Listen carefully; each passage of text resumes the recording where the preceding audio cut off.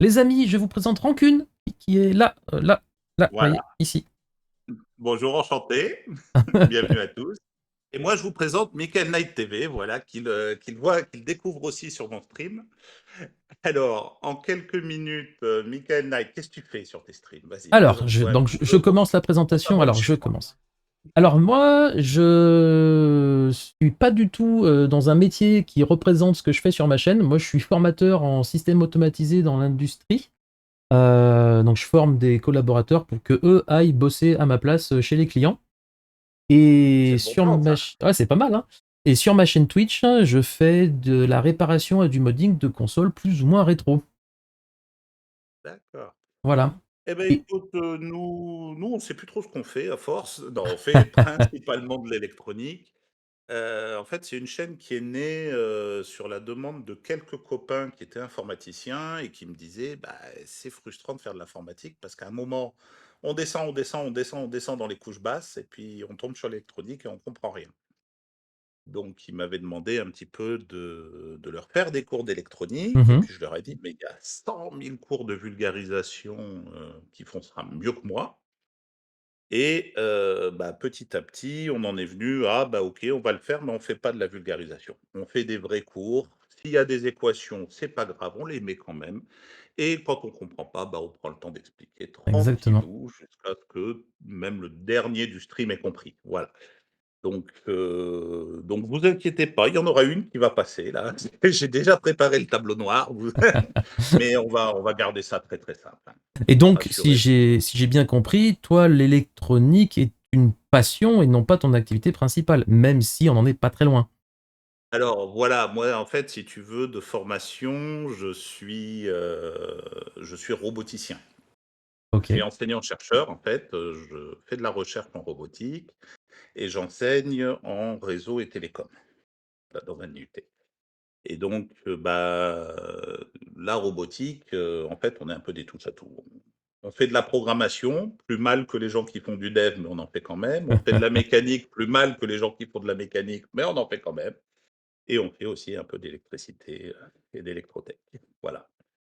Donc du coup, je suis venu dessus, petit à petit, puis ça m'a bien botté, donc j'ai continué à étudier ça. Voilà. Ça prend que Chrome et Firefox. Alors attends. Je sais pas si tu as répondu, ce que je t'ai fait un appel Ah. pour le streamer ensemble. Attends, j'essaye de Ah oui, refaire mais alors avec. le problème, c'est que comme, alors c'est possible que je l'ai raté. Attends, Non, mais bouge en pas, fait, ça m'a mis un message d'erreur comme quoi c'était pas compatible avec. C'était compatible qu'avec Chrome et Firefox. Super. Donc j'essaye avec Chrome. Ah! Voilà. Je Alors coupe le attends, son, tout. Rejoindre voilà, l'appel. hop, Et normalement, en faisant ça, ça fait voilà. le chat partagé. Je dis pas de bêtises. N'hésitez pas à nous dire, hein, dans les commentaires, si, dans le chat, si on a bien le chat partagé. Hop, voilà. Là, normalement, tout le monde devrait toujours entendre. Voilà. Bon, Est-ce que c'est bon? heu, Ça a l'air. hop, écoute, je sais pas, on va découvrir ça. Je fais un Test 1, 2, 1, bienvenue à 2. C'est tous. ça. Il va falloir Hop, parler voilà. d'un côté. Eh ben, comment ça, parler d'un côté? Mais Ah mais on parle, on parle. on parle, ouais, on fait que ça. On fait que ça, parler. Voilà. Ah, Je ne il le dit vois pour pas voir en si ça partagé. passe. Non, ça non, c'est pas passé. Bizarrement, c'est pas partagé, je pense. Pourtant, moi, j'étais bien, j'étais Ouais, bien dans moi ma fenêtre. aussi. Faire chat, ça a l'air d'être bon. Participants, hop, Ah, la ligne ouverte aux viewers. Non, ça doit pas. Non, c'est pas ça. je cherche, hein, Démarrer le pour chat partagé. Allez, c'est bon, j'ai trouvé. voilà, tu as trouvé. Allez, c'est bon. Parfait. Parfait. Super. On a le chat. Le chat est avec nous. Voilà. Bienvenue à Ah, ok, tous. c'est bon. Voilà, on a un retour, on a un retour. Allez, Voilà, super, c'est bravo. bon. Ouais, On a réussi. vrai streamer, ça y est. Merci ma magie, Alors merci les copains. j'ai fait des kilomètres pour toi, hein, dimanche, parce que tu m'as dit que tu voulais parler, condensateur, donc j'ai été chercher un petit condensateur. Ah, je 10 suis 000 sûr. volts, 10 000 je, volts, on est là. Ça devrait aller. je pense que c'est pas un céramique celui-là. Non, celui-là, c'est un chimique, celui-là. Salut à l'affaire. l'ancienne. Pour l'instant, vous n'avez rien raté. On était en train de se présenter l'un l'autre. Donc, mis à part Exactement. nos origines et nos passions, vous n'avez pas loupé grand-chose. Ok. Donc, quand même une base plus ou moins dans le domaine, quoi. Oui, tout à fait. Enfin, tu arrives pas à la robotique par hasard, hein. En Ouais. général, tu aimes l'électronique, tu aimes l'impôt, tu aimes la méca. Enfin voilà, c'est Bon, pas un accident. ceci Tout dit, simplement. la barrière entre robotique et automatisme, c'est juste le matériel sur lequel on travaille, mais l'automatisme, c'est pareil. Il faut connaître un petit peu l'élec, il faut connaître un petit peu la programmation. Il y a différents types de langages. Voilà. Exactement. Et puis surtout, l'électronique, c'est super large. Donc là, il faut bien prévenir tes viewers. Moi, je suis plutôt spécialisé dans le design, donc dans la création de nouveaux circuits. Euh, le fait de remettre, par exemple, en marche un ancien système, comme une ancienne console, par exemple, c'est Mhm. un métier et c'est pas du tout le mien. Je suis intimement convaincu que tu te débrouilles, ainsi que tous tes viewers, bien mieux que moi avec un fer à souder pour recaper une carte, etc. Eh ben écoute, comme tu le Voilà. dis justement, on se débrouille, voilà. Mais exactement, mais de toute façon, vous allez voir que l'électronique, globalement, il y a une partie calcul, il y a une partie expérience. Exactement. Et à un moment, il y a la touch. Voilà. La touch et puis le budget qui peut être aussi un élément déterminant dans ce qu'on veut faire. Oui, oui, oui. Limitant souvent, Limitant, malheureusement. voilà, c'est ça. C'est ça. Exactement. Bien, et ben écoute, je te propose qu'on attaque tout de suite cette émission en mode interview. On s'est Avec présenté. plaisir. Une des premières questions qui m'était venue, c'est qu'est-ce qu'un condensateur? Quel est son rôle principal dans un circuit? À quoi ça sert, quoi, en gros? Alors, un condensateur, au départ, c'est juste un sandwich. Voilà. Ah, Merci pour les follow. follow. Un condensateur, c'est juste un sandwich, c'est-à-dire c'est un conducteur, un isolant, un conducteur. Voilà. La définition la plus simple du condensateur, c'est tout simplement ça. Si tu veux bien, je vais partager un écran, comme ça on pourra dessiner un petit peu. Eh ben ouais, avec plaisir. Hop, alors attends, parce qu'il va falloir que je fasse la manip en double. La première pour que toi tu l'aies, la deuxième pour que mes viewers l'aient aussi. Voilà, et Hop, quand vous aurez voilà. l'écran de Rancune, vous ne verrez plus Rancune. Par contre, je peux pas tout faire non plus. Voilà. Oui, oui, oui, il y a pas de problème, t'en Mais fais pas. normalement, chez Rancune, vous avez encore ma tête. On avait fait ça bien. Bah non, parce que du coup, je partage directement la tablette, donc Ah il bah peut ouais, ni la tienne ni la mienne, en fait. donc Pas de parfait. jaloux. Allez, on a la tablette. C'est parfait la tablette. Voilà, donc comme je disais, c'est 2 surfaces. Voilà, alors vous pouvez imaginer 2 feuilles d'aluminium, par exemple, très, très proches l'une de l'autre, mais qui ne se touchent pas. Voilà, séparées d'une petite distance Hmm. et en fait, bah, ça forme un condensateur. Donc techniquement, c'est pas plus compliqué que ça. Alors on a une jolie formule, qui nous permet de calculer la valeur du condensateur. Voilà. Et bon, alors il y a une constante, hein, c'est comme pi, c'est une constante à connaître, epsilon 0, c'est la permittivité du vide, 8,85 10-12 farad par mètre. Ok. Et on multiplie ça par la surface commune aux 2 électrodes et on divise ça par la distance entre les 2 électrodes. Voilà, ça c'est un condensateur, simplement. Alors malheureusement, si les choses étaient aussi simples, il y aurait pas trop de problèmes. Exactement. Mais nous, on a l'habitude, on fait la différence entre ce qu'on appelle la capacité et le condensateur. La capacité, c'est le composant parfait. C'est celui-là, Mhm. voilà. Tada! Il est sympa, il nous permet d'accumuler, des charges, en fait, et de les restituer quand on en a besoin. C'est une sorte de citerne, en fait. Mhm. Et on a le condensateur. Le condensateur, c'est l'incarnation en ce monde d'une capacité avec toutes ses imperfections. Donc en fait, si je prends un condensateur, eh bien, ouais, tu as le condensateur, sauf que tu as également, une petite résistance mise en série dont on reparlera un petit peu Mhm. après, parce que, parce qu'en fait, même les pattes du condensateur ont toujours sont pas parfaites en fait, hein, ont une petite résistance. Elles font aussi un peu bobine. Donc tu as aussi une bobine équivalente qu'on rajoute au bout pour bien représenter son condensateur. Bon, c'est déjà ça. Puis si tu poses le condensateur sur une table, il a tendance à se décharger spontanément. Mmh, Alors que le condensateur parfait, il garderait sa charge en un temps infini. exactement. Donc on lui représente aussi une petite résistance. Voilà. Et tout Alors, ça, c'est pas des composants qui sont dans le condensateur. C'est juste une représentation mathématique qui mmh, permet de rendre compte de comment se comporte un condensateur. disons que le Voilà. condensateur qui est dessiné, c'est l'élément parfait, Voilà, plus exactement. toutes les imperfections qui Toutes s'ajoutent. les imperfections qui s'ajoutent et encore là, il y a pas tout. Mais Voilà. ça nous suffira pour vulgariser. Ça nous suffira amplement, puis en vrai, on va énormément, simplifier tout ça parce qu'on va négliger beaucoup de choses ce soir. Voilà. Mais Et on va comprendre qu'en fait, le condensateur en lui-même, quand tu le regardes à certaines fréquences, c'est-à-dire si tu montes très, très haut en fréquence, et ben, en fait, c'est plus ce composant-là qui devient prédominant dans le comportement, c'est ce composant-là. Et donc à très, très haute fréquence, ton condensateur peut se comporter comme une bobine et il a des imperfections qui vont faire qu'on va choisir telle ou telle technologie, comment dire? En fonction de notre besoin et en fonction de là où on parle à l'intérieur du circuit. Voilà, c'est exactement. Donc ça plusieurs points. répond à une des questions que j'ai dans le chat. Est-ce que ce principe est vrai aussi bien dans les céramiques que les chimiques? Eh bien oui, Tout à c'est fait. le principe même des condensateurs. Par contre, ce qu'on va voir ce soir, c'est que ces imperfections ne sont pas les mêmes en fonction de la technologie du condensateur. Exactement.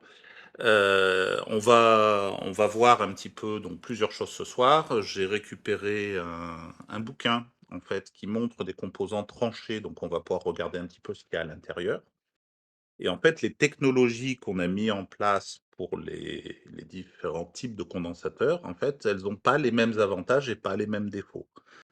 Par exemple, la petite résistance série là, parasite et ben, elle peut Mhm. devenir majeure dans certains cas et tout à fait négligeable dans d'autres.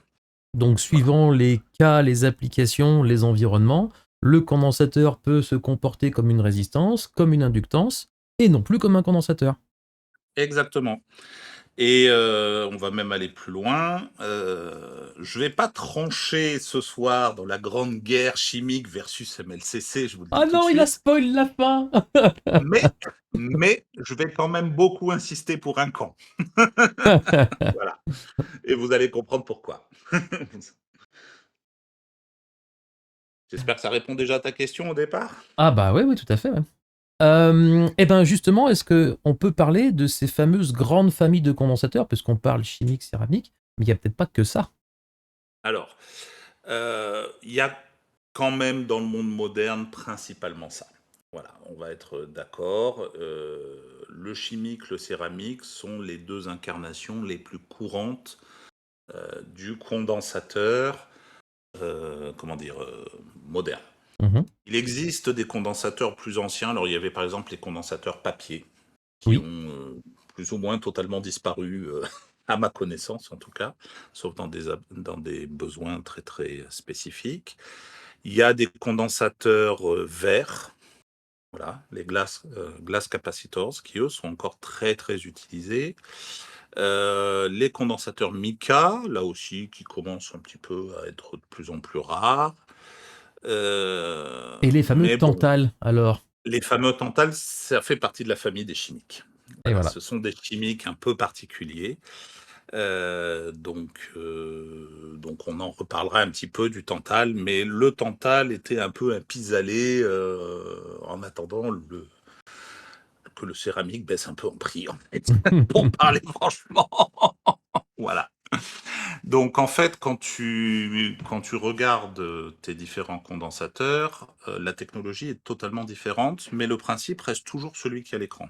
C'est-à-dire, c'est toujours d'avoir tes deux plaques comme ça de, de conducteurs, pardon, excuse-moi, je cherche Mhm. mes mots ce soir, c'est terrible, séparés par un isolant. Alors, l'unité en elle-même, le farad, elle est monstrueuse. Ça, c'est la première chose que je dis toujours à mes étudiants. Un condensateur de 2 farads, ça fait quelle taille pour toi? Oh, ça fait à peu près une pièce, quoi. Alors en fait, tu prends toute la Terre, tu prends toute l'atmosphère et tu as à peu près 3 farads. Ah bah voilà. J'étais loin du Voilà, compte c'est encore. une unité gigantesque. Donc on parle plutôt en microfarad, Mm. nanofarad, picofarad, voilà, on est dans les toutes petites unités du farad. D'ailleurs, tu le vois, regarde, si tu regardes la constante qu'on a mis dedans, c'est un 10 moins Oui, 12. c'est 10-12. C'est 0,000000001. Et 10-12, ça fait combien de zéros? Mettez la réponse dans le chat. Voilà. Donc au final, il faut quand même des airs qui soient formidables. Alors on va Mm. tricher. Au lieu de faire juste un sandwich, comme ça, parallèle, ben, on peut déjà prendre les armatures et les enrouler, comme sur un rouleau de sopalin, tu vois. Mm. Et déjà, on va gagner un petit peu. On peut également, en fait, faire des gravures sur les surfaces. Comme ça augmente la surface de contact à volume Mhm. égal. Voilà. Tu vois Un peu le principe des dissipations thermiques sur les radiateurs, quoi.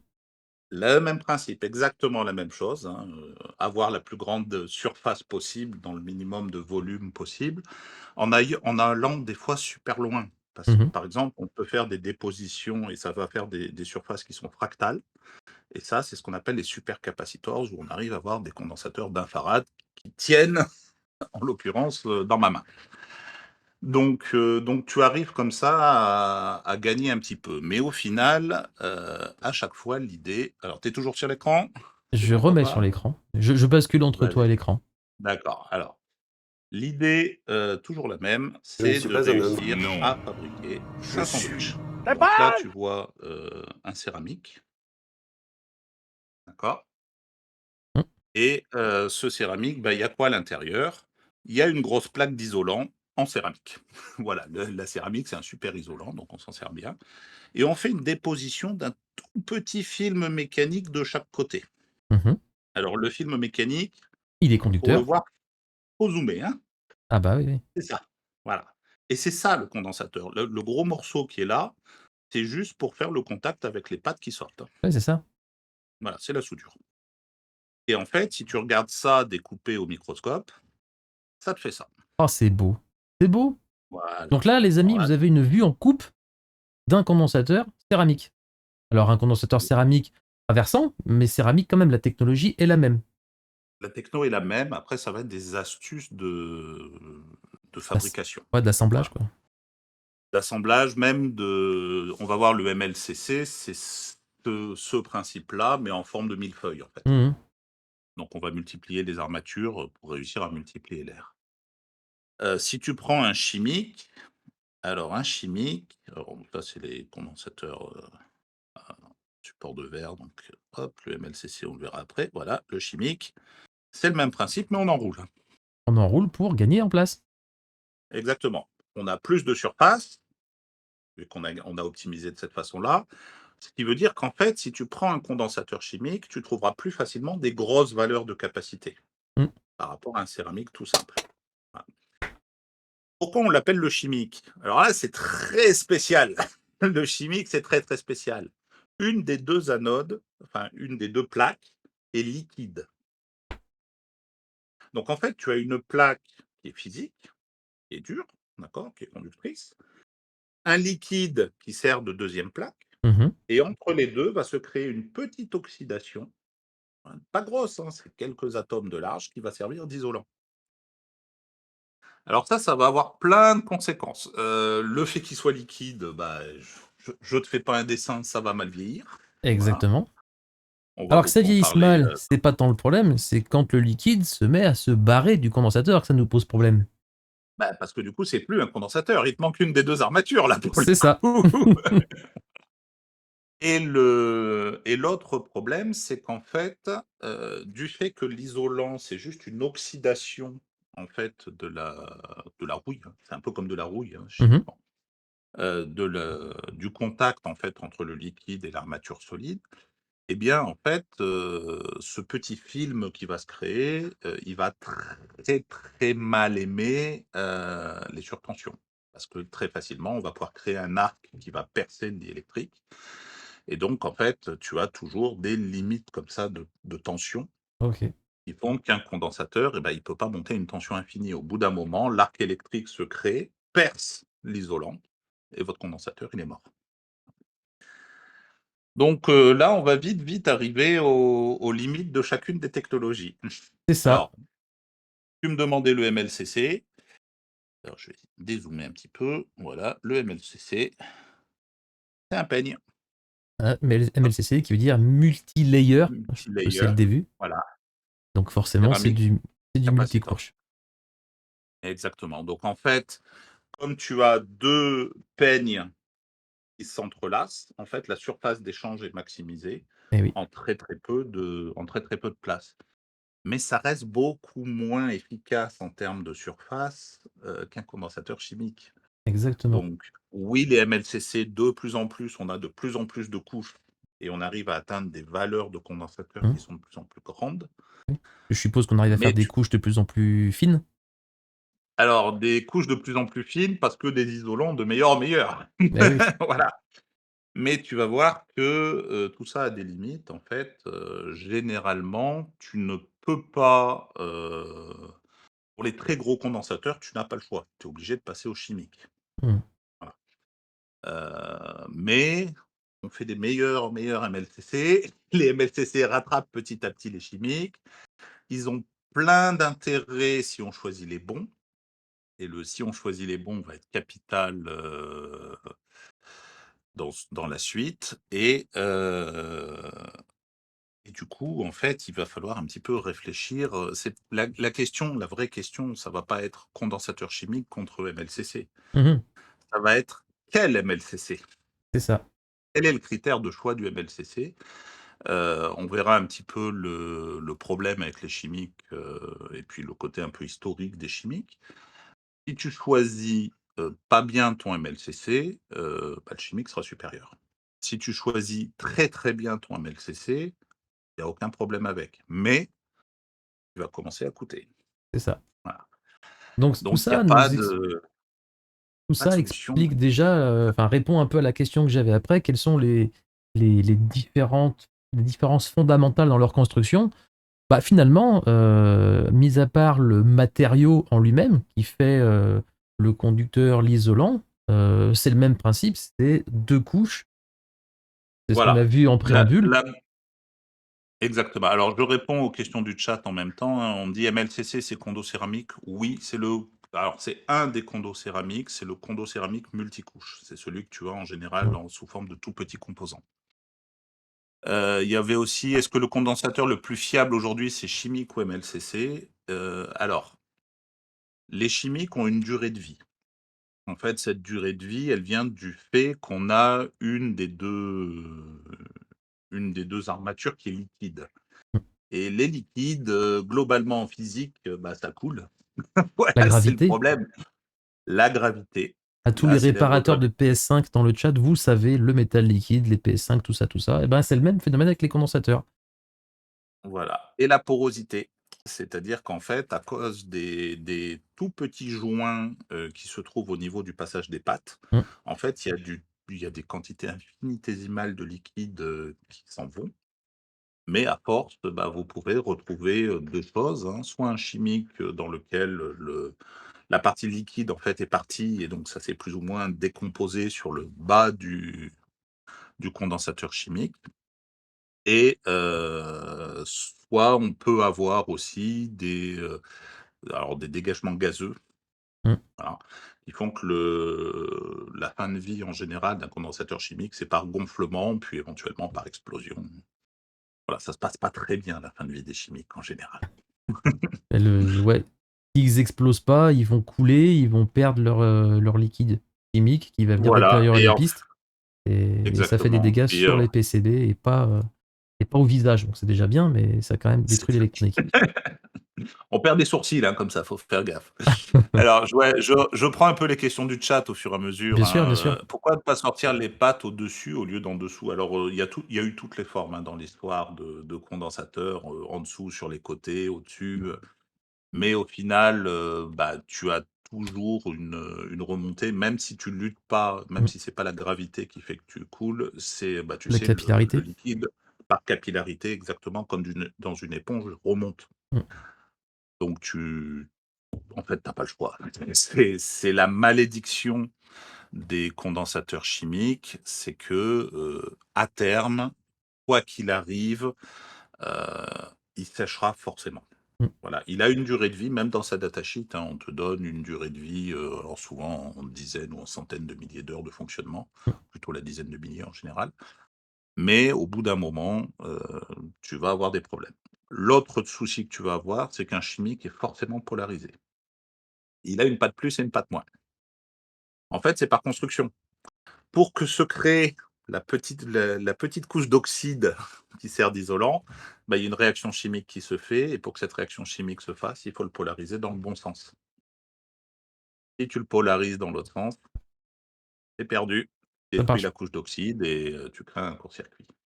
C'est ça. Et c'est ce qui fait, je refais le parallèle à chaque fois avec les réparations de consoles, c'est ce qui fait que les Oui, Super Nintendo PAL à l'époque finissaient en SAV chez Nintendo, puisque ils avaient mis un condensateur polarisé sur une alimentation en alternatif. Donc le ah ça c'est condensateur, perdu. il en prenait plein la gueule, une oscillation sur deux, et il finissait par se détériorer, couler, détériorer le PCB.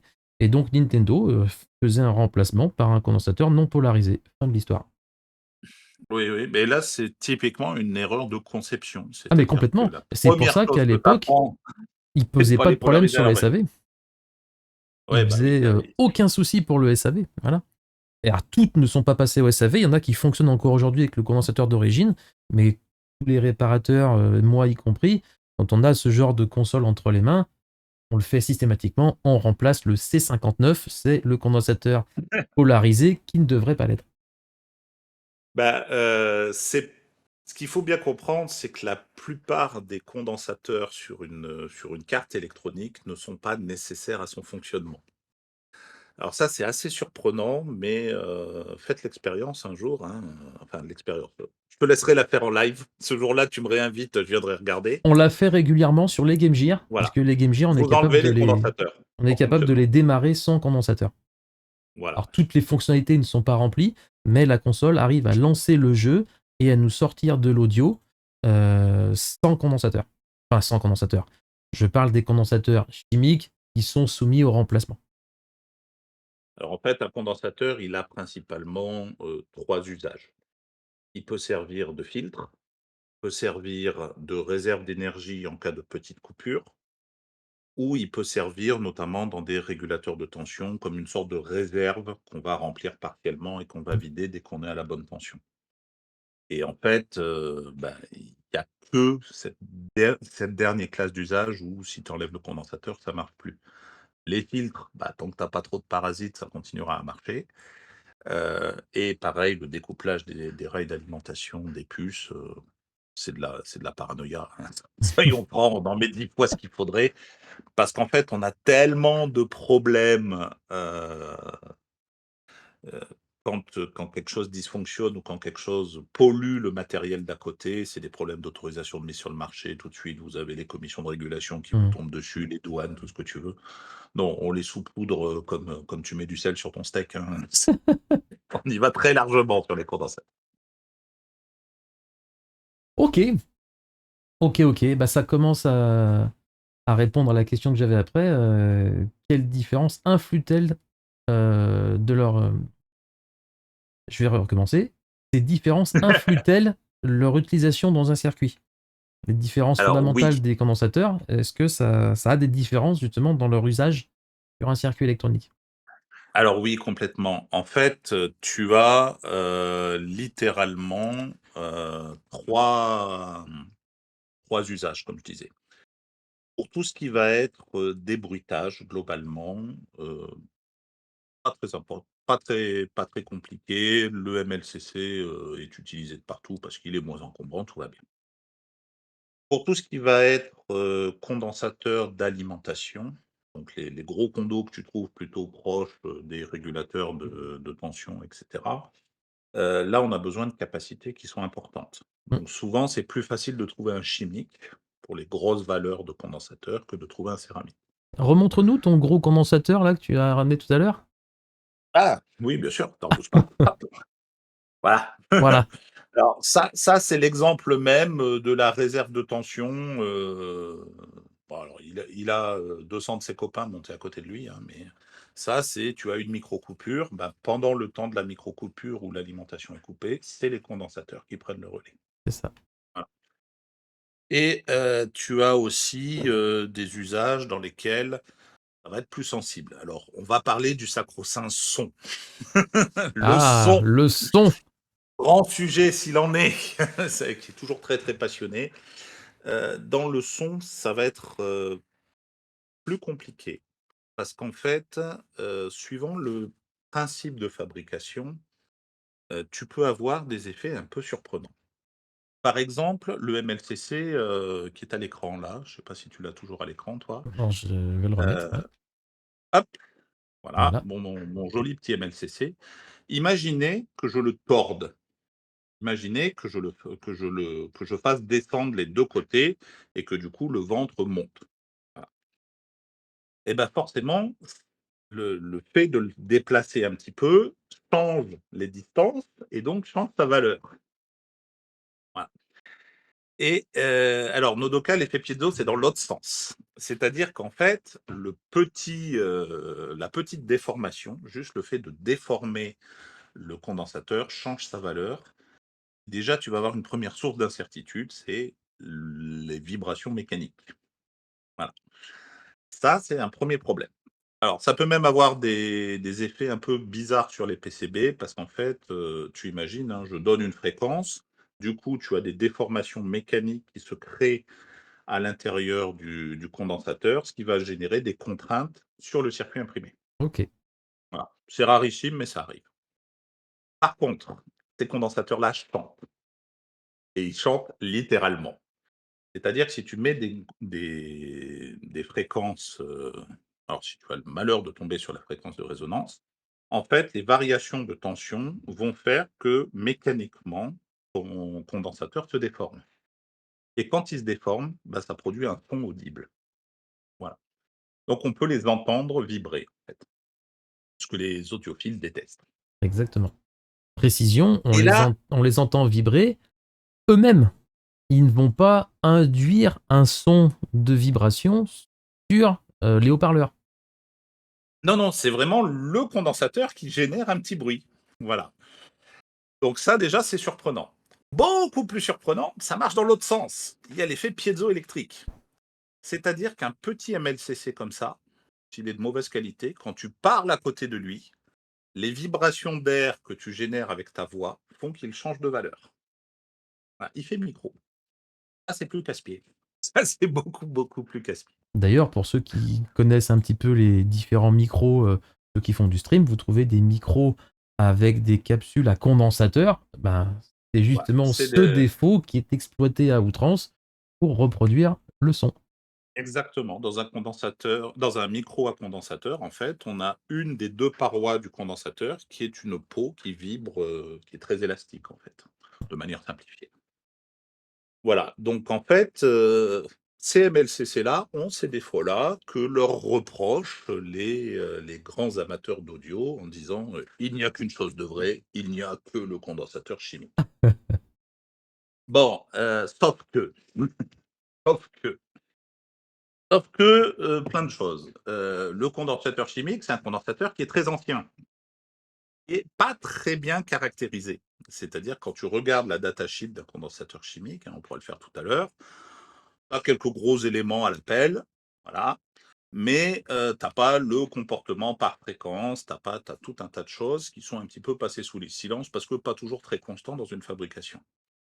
Même à valeur et à voltage égal, d'un batch à l'autre de fabrication ou d'une marque à l'autre de condensateur, tu vas avoir des grosses différences de comportement en fréquence. Le MLCC, avec tous les petits défauts qu'il a, il est parfaitement caractérisé. Donc est-ce qu'il vaut mieux un truc qu'on suppose bien mais totalement inconnu ou un défaut parfaitement maîtrisé, parfaitement connu? La modernité veut qu'on préfère les choses connues en général. C'est ça. Et donc Voilà. pour résumer, hein, pour essayer de vulgariser un petit peu, une des grosses différences, c'est que effectivement, on arrive beaucoup plus facilement à déterminer les caractéristiques propres d'un condensateur céramique MLCC par rapport à un condo chimique. Donc, quand on prétend qu'un condensateur chimique c'est mieux, bah, c'est mieux. En fait, on ne sait pas vraiment puisqu'on a du mal à le caractériser, à donner quels C'est ça. sont ces petits défauts, justement, dont on parle depuis tout à l'heure. Alors qu'un céramique, il peut avoir les défauts, mais on arrive à les connaître beaucoup plus facilement et du coup, on peut choisir les défauts qui ne sont pas perturbants pour le circuit qu'on veut faire, tout en conservant les propriétés qu'on souhaite. Tout à fait. Alors, si on rentre un petit peu dans les détails autour de ça, bah, tiens, je peux te montrer un petit site web, alors où est-ce que je l'ai Merci mis? pour les follow, les amis. Voilà, par exemple, je sais pas si c'est bon, tout le monde le voit, hop, voilà pour mon stream à moi, mais ce site-là, ils le connaissent déjà. Voilà le site de Murata sur CMLCC. Donc en fait, tu peux choisir la référence que tu veux chez Murata, en MLCC, et quand tu choisis une référence, bah, tu as des courbes que tu peux récupérer qui te Mhm. donnent l'impédance, en fait, littéralement en fonction de la fréquence. Ces courbes-là, c'est des choses que je n'ai jamais réussi à avoir de manière aussi détaillée, en fait, sur un condensateur chimique. De même, les défauts sont connus. Alors, il y a 2 défauts, et comme dit Alexia, alors, c'est vrai que tu connais peut-être pas Alexia, qui vient souvent sur notre Si, si, stream. si, si. Elle nous dit: «Les courbes sont véridiques», c'est-à-dire que les courbes qu'on a là sont des courbes mesurées et vous prenez un MLCC, vous le caractérisez vous-même, vous allez tomber sur un truc très, très proche de la courbe du fabricant. Voilà, et au-delà de ça, en fait, le MLCC a 2 défauts. Le premier défaut, c'est qu'il a un dérating en température. C'est-à-dire que plus tu chauffes, plus sa valeur descend. Voilà. Donc des ratings Ça, pour les néophytes, c'est voilà, la valeur qui va chuter, la valeur donc, voilà, du une condensateur dévalorisation. qui va chuter en fonction de la tension. Exactement. Donc ça, c'est souvent ce qu'on reproche au MLCC quand on lit un petit peu les forums, c'est: «Ah ouais, mais les condensateurs chimiques, ils ont pas le dérating. Les MLCC, ils ont le dérating en température, donc quand on monte en température, la valeur du condensateur varie un petit peu». Certes, mais on sait exactement de combien, Mm. et je vais vous montrer tout à l'heure comment choisir un MLCC qui n'a pas ou quasiment pas de dérating en température. On sait de combien et à quelle tension. Alors oui, après, tu as aussi un dérating en tension.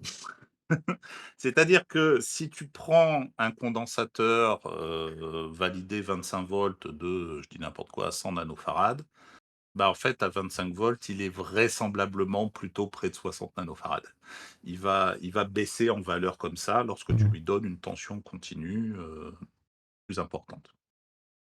Donc du coup, ces courbes-là, bah, faut apprendre un petit peu à les lire, à les analyser, et cetera. Alors tu vois, par exemple ici, vous avez des exemples de datasheets, un petit peu extraites. Bah, vous voyez que si je prends le dérating en voltage, c'est pas du tout la même courbe si je prends un Y5V, un X7R ou un C0G.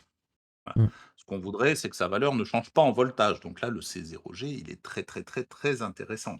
Alors précise peut-être ce que c'est ce Alors, je vais y venir C0G après. Pour X7R. l'instant, on va laisser ça, puis après, on va définir un petit peu. Donc, vous voyez que tous les MLCC ne se valent pas en termes de dérating. Et souvent, les gens qui te disent il y a du dérating, ils parlent souvent de X7R ou de X5R, où en effet, il y a du changement de valeur. Vous voyez, si vous passez de 0 à 30 volts, eh ben, j'ai déjà perdu moins 10% de valeur. Mm. Voilà. Pareil en température. Regardez les courbes de température qui sont données là à droite. Hop. Ici, là, vous voyez que bon, bah, il y a le bon condensateur et le mauvais condensateur, comme il y a le bon chasseur et le mauvais chasseur. Voilà. Donc, au final, il faut lire en fait les datasheets pour faire un choix. Alors, ces fameux X7R, X5R, etc., etc., qu'est-ce que c'est? En fait, ça correspond. Les MLCC sont divisés en 3 classes. D'accord. Première classe, c'est principalement C0G, P2H, etc. Donc, ce sont des classes de diélectrique, de qualité d'isolant, si vous Mhm. préférez. Donc, un C0G, c'est la Rolls-Royce. C'est le condensateur, regardez la courbe de gauche, quelle que soit la température, 0% ou presque Il bouge de pas. dérive. Il ne bouge pas. Si vous regardez la dérive en tension, quelle que soit la tension que je lui applique, il ne bouge pas. Donc, c'est la Rolls-Royce, mais on le paye forcément plus cher. Ah bah oui, hein. On n'a rien sans rien. On n'a rien sans rien. Si vous regardez les fameux X5R, X7R, etc., en fait, les codes qui sont donnés, hein, X5, X7, R, donnent la température la plus basse et la température la plus haute à laquelle on peut l'utiliser et la quantité de dérive. Mhm. Donc, vous voyez qu'un X5R, par exemple, bon, à partir de 50 degrés, ça commence à partir en sucette. 50 degrés, c'est vite atteint, hein, dans une console, Ah ouais, il ouais. suffit que ce soit pas trop loin d'un processeur, on y est très vite. Le X7R ici, vous voyez que pareil, dérive en tension, c'est déjà ça va, hein, c'est une dérive de 20 à peu près dans le pire des cas, mais c'est déjà quand même beaucoup. Et vous avez le mauvais de la classe 3. Alors, Y5V, l'infâme. Y5V, bah, il est mauvais en température, voilà. Et il a aussi l'avantage d'être mauvais en Attention. dérating voltage. Voilà, son intérêt, c'est d'être pas cher. C'est- Alors, On a on Seb peut qui a me une dire, question intéressante. ouais, vas-y, dis-moi. Pour un condensateur, il faut mieux utiliser un condensateur d'un voltage proche de sa tension d'utilisation, ou c'est vraiment la tension max sur laquelle il peut être utilisé, et donc pour une tension de 5 volts, on s'en fiche qu'il soit prévu jusqu'à 63. Alors, moi Alors, j'ai déjà les éléments de réponse parce qu'on a préparé cette émission, on donc. a préparé le stream. En fait, le 5 volts, si tu vois un condensateur qui est marqué 5 volts ou 10 volts, c'est la tension maximale d'utilisation. Et à cette tension maximale, le dérating est déjà très important. Mm. Donc en pratique, on dit toujours qu'il faut un condensateur qui est 2 à 3 fois au-dessus de la tension où tu l'utilises. Pas parce que tu veux pas prendre de risques, mais parce que tu veux pas que sa valeur soit trop dérivée Mm. par rapport à la comment dire? Par À rapport à la l'usage, quoi. valeur nominale. Voilà. Si tu veux un condensateur de 100 nano, bah, tu veux qu'il fasse 100 nano, pas 80, pas 120, tu veux qu'il fasse 100. Donc du coup, cette tension max, tu vas essayer de travailler très en dessous pour ne pas être, bah, comme tu le vois sur la courbe, alors j'ai perdu la courbe de voltage, tu préfères être dans les zones basses où ta valeur est bien celle que tu es censé avoir et pas dans les zones hautes dans lesquelles tu commences à dériver. Et ouais, ouais. Et là, c'est intéressant parce qu'on est sur un condensateur 50 volts max. Voilà. On voit Voilà. que déjà à 20 volts, suivant la technologie, on peut avoir une perte qui est quasiment de la moitié, quoi. Exactement. C'est-à-dire que sur un X7R, si tu le travailles à 50 volts, eh bien, ça veut dire que tu as environ 20% en général de dérating. À peu près, hein. C'est pas une science exacte, mais c'est les ordres de grandeur qu'on croise les plus souvent. Et donc, ça va même aller plus loin. Ça, c'est vrai pour les MLCC. Voilà. Pour les condensateurs chimiques, ben, si par exemple ton condensateur chimique qui vaut, alors je dis n'importe quoi, hein, 100 nanofarad, 10 volts, bah, je te conseille de prendre un 100 nanofarad et au moins 2 fois supérieur en MLCC pour éviter le dérating. Voilà. Pour être sûr d'être vraiment dans la zone qui te va bien. Tu m'entends toujours, c'est bon? Ouais, ouais, je t'entends toujours. Ah, j'ai eu peur de t'avoir perdu un Non, non, petit peu. non, je suis là, je suis là. Voilà. Exactement, attention Septimis, je vois dans le chat en même temps, le dérating, c'est vraiment c'est une particularité des MLCC. Voilà, Des céramiques, hein. Ouais. des céramiques, exactement. Donc là-dessus, il faut faire un petit peu attention en fait, parce que tu vas avoir des petits soucis. Faut aussi bien comprendre que la tension maximum, comme le disait Alexia dans le chat tout à l'heure, c'est la tension maximum, hein. Après, vous jouez à Elon Musk et vous mettez des composants sur orbite. Et comme on a l'habitude de dire, la fumée, elle est beaucoup plus dure à remettre à l'intérieur du composant, hein, une fois qu'elle est sortie. c'est ça. Donc les fins de vie, des condensateurs, sont généralement définitives. Et donc ce X7R, C0G, c'est ce qu'on appelle l'ESR ou c'est autre chose? Non, ça a rien à voir. Ça peut être lié, mais c'est la classe du condensateur et en fait, c'est Mmh, son diélectrique. d'accord. Donc quand tu vas acheter un condensateur, en fait, il va avoir une valeur nominale, disons 100 nanofarad, Mmh. une tension maximale, d'accord? Il va avoir ce qu'on appelle l'ESR, c'est la résistance série équivalente, le petit composant que j'ai dessiné en début de Ouais. stream, qui permet de représenter en fait les résistances, internes à mon condensateur Et donc un des et défauts induits dans le condensateur. voilà, voilà, mais ça, on va y revenir spécifiquement sur l'ESR et pour les MLCC, la classe de diélectrique. Est-ce que c'est un X5R? Est-ce que c'est un X7R? Est-ce que c'est un C0G? Un des gros trucs, c'est que la plupart des gens se concentrent sur l'ESR. Mmh. Moi, pas du tout. Moi, je commence par choisir, si je peux un C0G, si c'est pas dans mon budget, un X7R, si j'ai pas un X7R, un X5R et c'est souvent plus important que d'avoir exactement la bonne valeur de condensateur ou la bonne tension, aux OK. limites. Voilà. Parce que ça donne voilà, un C0G, c'est un truc de classe 1, tu le vois, hein, en tension, il bouge pas, en température, il bouge pas et c'est la Rolls-Royce, quoi. Là, tu auras vraiment zéro souci.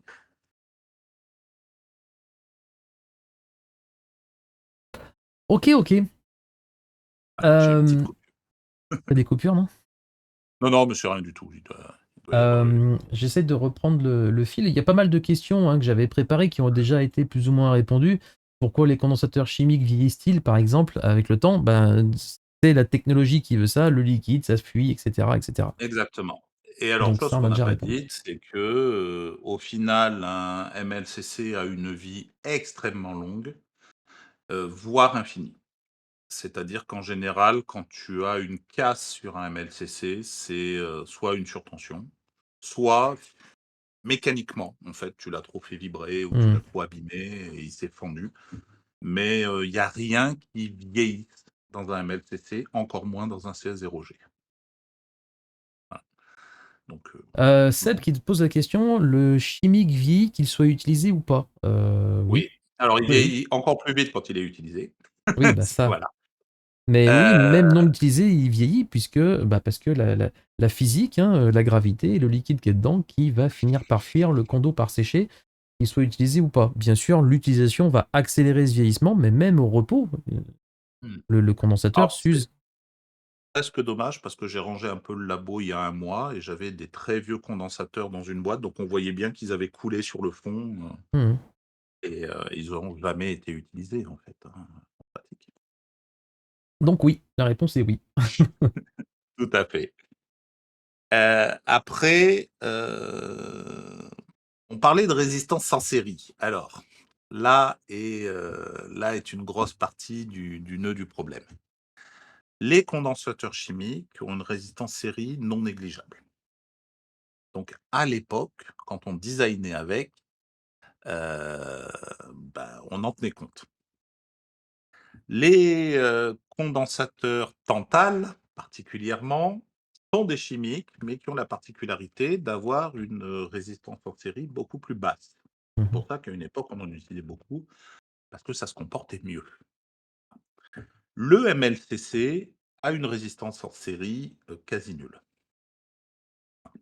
Donc ça peut avoir, du bien et du mal.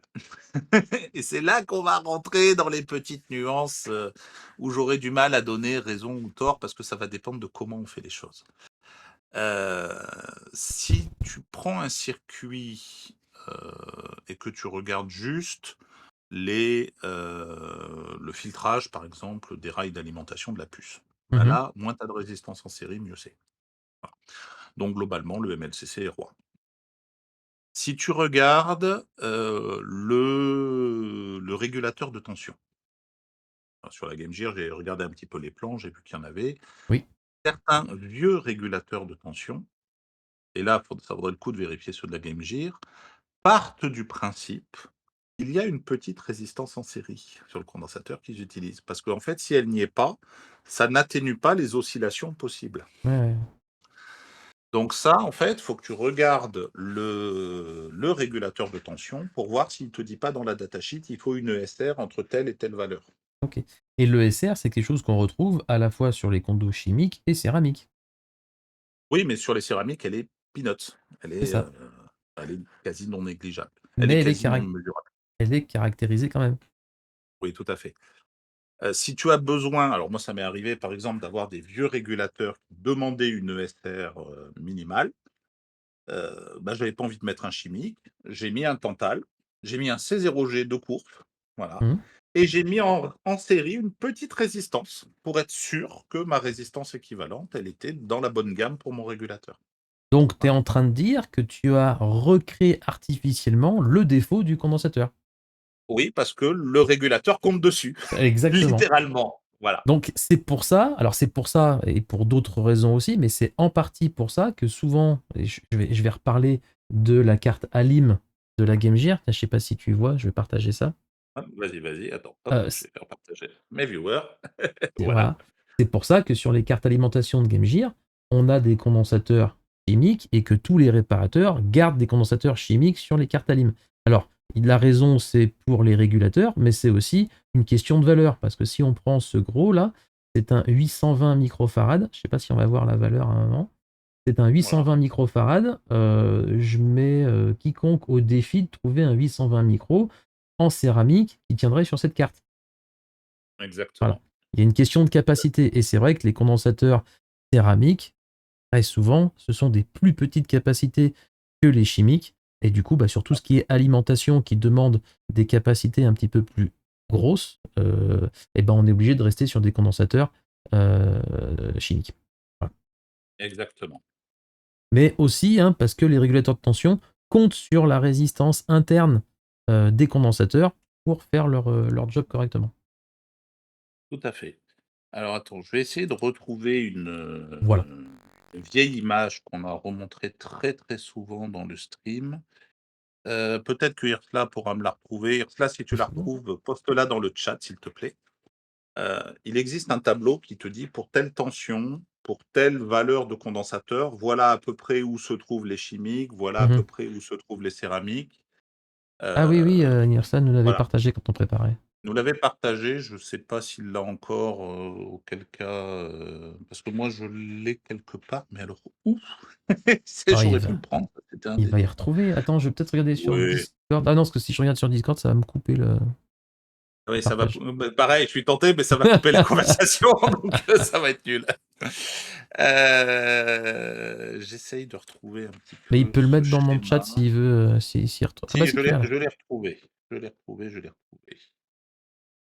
Hop, C'est bon, Yersla.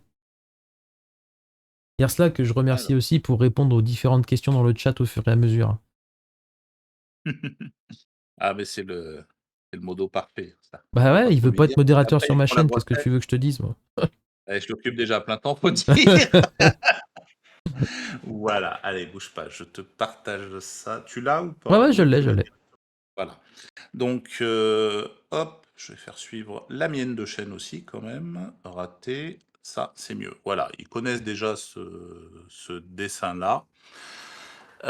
En fait, on voit bien que bah, les chimiques, alors là ils sont représentés sous le nom d'aluminium, donc c'est la tache jaune, et tantal, la tache orange. Bah, on est sur des valeurs qui sont plutôt importantes. Voilà, on est sur des choses qui sont plutôt à droite. Mm. Les céramiques qui ici sont en gris, vous voyez qu'on est plus sur des toutes petites valeurs, mais qu'on commence à empiéter sur les aluminiums. Donc en fait, on voit bien que bah, quand on a besoin d'une grosse capacité, il n'y a pas le choix. Globalement, il n'y a pas le choix. On est obligé d'aller sur de l'aluminium. Ou alors, on va commencer à mettre plein de céramique en série Mm. et ça va pas être pratique. Voilà. Malheureusement, si je pouvais, moi en tant que concepteur, hein, si je pouvais mettre du céramique partout, je le ferais. Parce que ça voudrait dire que simplement mes montages auraient une durée de vie bien supérieure. En fait. Voilà. Et comme je disais, j'aime mieux quand je peux maîtriser les risques autour de, autour de mes conceptions. Voilà, l'aluminium, il y a un petit peu ce côté vieux condensateur, Hmm. ouais, qui fait le taf, hein, il y a pas de problème, mais dont je connais pas tout à fait le comportement en fonction des fréquences. Là où tu vas avoir un souci, quand tu essaies de remplacer un condensateur, alors si je prends on va mettre les 2 pieds dedans. Si je mets les pieds, sur le montage de la Game Gear, voilà, et je Allez. regarde la partie son. Bah, sur la partie son, les condensateurs qui sont utilisés sont en général des associations. C'est très souvent un condensateur plus une résistance Mhm. qui forment un filtre, passe haut, passe bas, et cetera. Ce filtre, il a une fréquence de coupure. En gros, il va laisser passer tout ce qui est en dessous d'une certaine valeur ou tout ce qui est au-dessus d'une certaine valeur, et à cette valeur-là, il coupe. Le calcul de cette fréquence de coupure dépend du condensateur et de la résistance. Et quand les mecs ont designé les étages audio, eh ben, en général, ils l'ont fait en tenant compte de la résistance série du condensateur, en Eh oui. plus de la petite résistance du montage. Donc, ça peut décaler très légèrement les fréquences de coupure. Voilà, ça peut juste bouger un petit peu les filtres. Alors à ma connaissance, il y a pas d'être humain qui ait l'oreille assez fine pour entendre ce genre de choses-là, sur du matériel de cette époque-là. Parce qu'on est sur des convertisseurs 8 bits en général, des fréquences d'échantillonnage qui ne sont pas non plus, de la super HD, Hmm. donc ça devrait rien changer pour être franc. Mais sur de l'audio de très, très, très haute qualité, ça peut changer un tout petit peu les équilibrages. Ok. Pareil, ton condensateur n'est pas caractérisé. Donc, est-ce que ça veut dire que le condensateur, naturellement, il laissait passer plutôt les graves, plutôt les aigus, alors que moi, je vais le remplacer par un truc qui va être bien, bien défini, mais peut-être pas avec la même courbe. J'allais commencer dans le chat. Ah, c'est donc ça que j'entendais. Oui, bah après, il y a une partie psychologique qui est forte hein, là-dedans, et c'est pas une critique quand je dis qu'il y a une partie psychologique qui est forte, c'est que c'est déjà démontré. C'est très, très difficile de faire la part de ce qu'on s'attend à entendre, de ce qu'on entend effectivement, et on s'auto-convainc très, très facilement, et moi le C'est ça. premier. Voilà. Après, Théoriquement, ça devrait pas être trop sensible sur le montage que tu m'as envoyé. Je me suis amusé à refaire les calculs.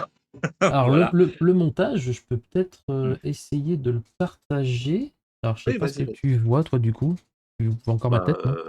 moi je partage ce que tu veux, en fait, ta tête, ton partage d'écran, comme Ah tu bah, préfères. je sais pas ce que je t'envoie, en Ah fait, là, quand j'ai je... ta tête là. T'as ma Là, tête? j'ai Ah ta mince, tête. alors du coup, je le partage que de mon côté. Ou tu peux peut-être le montrer sur ta chaîne et je partage toi. Le Hop. schéma de la Game Gear dans Ah oui, la bien partie sûr. audio. Bien sûr, bien sûr. Alors, où est-ce que je l'ai mis? Ah ah, ça c'est une bonne question. Alors attendez. Heu, touc. Touc, où est-ce que Et je l'ai mis? effectivement, en fait, pour savoir, c'est là où on va commencer à répondre à la grande question, est-ce qu'on peut remplacer les condensateurs chimiques par des céramiques, notamment dans la carte audio? En fait, pour faire une réponse complète, il faudrait étudier le schéma de la carte audio et voir si à l'endroit où il y a les condensateurs chimiques, il y aurait la résistance du condensateur qui aurait une influence. Et après, en sélectionnant correctement nos condensateurs céramiques, il faudrait étudier s'il faut rajouter une résistance ou pas dans le montage. Alors oui, mais et c'est là qu'est le dilemme de la chose. Heu, c'est là qu'il y a pas de bonne réponse. Je peux prendre un MLCC, faire le calcul pour replacer les fréquences de coupure là où je Mm, pense qu'elles devraient être. Mais les anciens condensateurs ne sont pas caractérisés. tout à fait. Donc ça veut dire que même si tu prends un autre condensateur chimique d'une autre génération ou d'une autre marque, eh ben, tu auras peut-être une différence audible. Mhm. Voilà. D'autant Donc plus que, d'autant plus vas-y. que les condensateurs chimiques n'étant pas caractérisés, en changeant un condensateur de l'époque par un condensateur d'aujourd'hui, ils n'ont peut-être pas du tout les mêmes caractéristiques. Si ça se trouve, on Exactement. pense bien faire, mais comme on ne sait pas exactement ce qu'on remplace, plutôt par quoi on Voilà. remplace, si ça se trouve, on fait pire, même avec un chimique. Alors Exactement. qu'avec un céramique, on pourrait être sûr qu'on fait pire, mais on saurait Mmh. exactement pourquoi et à quelle fréquence. Voilà, et sachant que ce qu'on appelle meilleur, je vois que Modding Marius pose la question, il dit: «Finalement, ce n'est qu'une différence audible, mais cette différence peut être meilleure, non?» Mais c'est ça, Exactement. c'est une histoire de préférence, très personnelle. Si moi je te fais un truc qui est, mathématiquement parfait, je renvoie toutes les fréquences exactement, exactement parfaitement restituées, et ben la moitié d'entre vous va être déçue. Parce Mmh. que, bah, combien d'entre vous règlent leur equalizer à plat? C'est très peu. Quand on fait un peu de traitement de son, on privilégie les basses ou on privilégie les aigus, on veut une profondeur de son, on veut des choses comme ça, et en fait, je vais vous faire un son qui ira bien, mais qui vous plaira pas. Mmh. Voilà, et qui aura probablement rien à voir avec le son d'origine, de la console. Alors ça, c'est peut-être des choses qui vont plus parler aux audiophiles, hein, effectivement, mais Mmh. le réglage de l'équaliseur est propre à chacun et c'est propre aussi à ce que vous écoutez. Justement, moi, je suis en plein dedans en ce moment parce que je me suis offert un petit streamer réseau qui fait aussi DAC et préampli et qui a intégré à l'intérieur un équaliseur paramétrique. Donc, je peux régler exactement comme je veux, des passos, des passe-bas, des pics, des ce que je veux. Et ben, j'ai des presets qui sont différents en fonction du volume d'écoute et du style musical que j'écoute. Puisque Oui, quand tout vous à fait. écoutez de la musique où il y a des sons un petit peu plus métalliques, vous allez avoir les hautes fréquences qui sont très très vite désagréables à l'oreille. J'ai Mmh. un filtre qui me baisse les hautes fréquences à partir d'une certaine fréquence, en plateau. Tout à Voilà. tout à fait. Alors que sur d'autres styles musicaux, il n'y a pas ce problème. Et là, les aigus sont plutôt plats ou un tout petit peu surélevés. Exactement. Si tu me demandes mon avis très, très, très personnel, sur ce que moi je ferais à ta place, bah, je partirais sur du MLCC pour un argument un peu différent qui est, bah, vu les haut-parleurs qui sont sur la Game Gear, on n'est clairement pas sur des caissons, 5 haut-parleurs, 3 étages, de studio. Je pense pas que la différence soit suffisamment notable pour que et le DAC et la faible dynamique des haut-parleurs rendent quelque chose de vraiment absolument, comment dire? Notoire, quoi. Audible, voilà, Ouais. notoire. Marius dit Ah, oui, je mais il y vois a la qu'il y a une prise prise casque. casque. Oui, alors sur la prise casque, possiblement, ça résout le problème des haut-parleurs, mais pas celle du DAC. Voilà. Voilà, De toute façon, déjà. on est en train de faire des toutes petites modifications. Ton DAC, tu échantillonnes sur du 8 bits, 256 niveaux. Forcément, tu fais une approximation qui est Ouais, assez de toute importante, façon. et voilà. Donc, quelque part, cet assemblage-là, ce remplacement de condensateur par des condos céramiques, c'est peut-être pas optimal parce que ça respecte pas ce qu'il y avait à l'origine, mais c'est pas forcément pire. Non, c'est pas forcément pire. Par contre, il faut pas, snober quelqu'un qui te dit qu'il entend une différence, parce qu'il est possible Oui, que dans son spectre audio, il entende la vibration de kappa ou les petites différences de fréquence. Ça lui donnera probablement pas un son désagréable, mais un son qui n'est pas forcément exactement le même que les kappa, mais voilà. Donc là, vous avez que les kappa chimiques. deux versions de remplacement de condensateur sur des cartes son de Game Gear. Vous Mmh. avez donc à droite la version condensateur céramique, à gauche la version condensateur chimique. Souvent, pourquoi est-ce qu'en tant que réparateur, on privilégie les condos céramiques? C'est pas pour une question de son, c'est pas pour une question forcément de budget, c'est surtout pour une question de praticité d'installation, parce que ça va plus vite à installer que des condensateurs céramiques, que des condensateurs chimiques. Surtout quand on est sur des cartes mères et qu'on fait des changements de condensateurs avec des condensateurs chimiques traversant sur des PCB où on est censé avoir du CMS. Du CMS, oui, Et oui, là, oui, faut plier les papates, faut trouver la place parce que les encombrements sont plus importants que ce qu'on avait à l'origine. Et du coup, bah, c'est mmh, plus long à faire. Un condensateur céramique, on le pose, on met un bout d'étain, c'est soudé, on n'en parle plus. Voilà. Et eh du oui. coup, il y a du gros débat en disant les condensateurs céramiques, c'est pour les feignants, ceux qui veulent pas Alors respecter la console, qui respectent pas les valeurs. Alors, sur l'audio, on a vu qu'il pouvait y avoir une différence. Est-ce qu'on peut parler de la carte mère, justement, qui gère pas l'audio, enfin, qui gère un petit peu d'audio par là, mais le reste, ça va gérer le contraste du rétroéclairage et la partie Mmh. alimentation. Alors là, pour le coup, la plupart du temps, c'est absolument pas gênant. Voilà, là, tu peux choisir la techno que tu préfères, à part pour les régulateurs. Comme je te le disais, là, il faut Hmm. faire un petit peu attention. Par contre, là où il faut faire un petit peu attention, ça peut être dans le choix des valeurs que tu mets. Mhm. Heu, un des travers que je vois souvent, c'est de passer en mode, hop, hop, hop, il y a du 10 nano, il y a du 20 nano, il y a du 100 nano, allez, moi je fous du 500 nano partout et roule ma poule, Hmm. ça peut pas faire de mal. Alors, c'était une Heu, question qu'on avait dans le chat, justement, puisqu'il y a des approximations qui sont faites par certains réparateurs slash modeurs, de dire je remplace certaines valeurs par une valeur supérieure. Notamment, on a des 33 et des 68 microfarads qui sont remplacés par des 100 micros, surtout quand on fait des changements par des céramiques. alors là, le risque, il est, sur la durée. C'est-à-dire qu'en fait, c'est pas tellement le fait de passer de chimique à céramique. Ça, pour le coup, ça va pas avoir beaucoup d'importance. Non, mais là, on Mais parle plutôt de la valeur.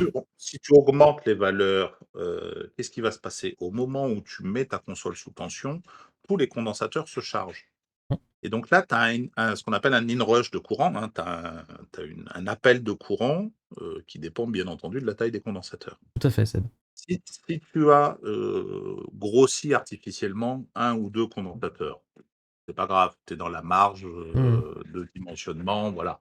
La plupart des concepteurs prennent une marge de sécurité de 2. Donc, Ok. on peut doubler l'appel, tout va bien. Mais si tu fais ça systématiquement et sur tous les condensateurs, tu peux commencer à avoir un appel de courant qui va être un peu plus massif que prévu Mhm. par le concepteur original. Donc en fait, tu crées un petit stress sur tes régulateurs de tension, qui Ok. doivent en fait fournir un gros courant.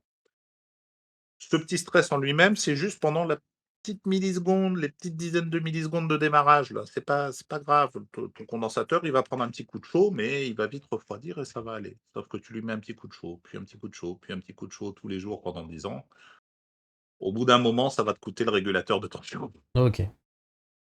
Donc c'est faisable, hein. Moi, j'ajuste fréquemment, la plupart des condensateurs sont donnés avec un pourcentage de valeur, qui de toute façon est assez large. Mhm. C'est pas comme les condensateurs précis à 1%, c'est pas les plus fréquents. Oui, c'est vrai. Voilà, ça Donc existe, mais déjà de base, les condos sont pas exactement à la valeur pour laquelle ils sont vendus. voilà, plus le dérating qui existe, hein, Oui. des ratings en température, des ratings en tension, des ratings en âge, voilà, pour les chimiques. Donc voilà, il y a des variations et c'est complètement normal. Mais Mm. si tu as tout surdimensionné, cet appel de tension risque, à un moment de faire vieillir un peu prématurément Ok. tes étages d'alimentation. Donc monter Voilà, un ça petit ça se peu quand calcule en fait, hein. les valeurs sont pas trop éloignées, ça va encore.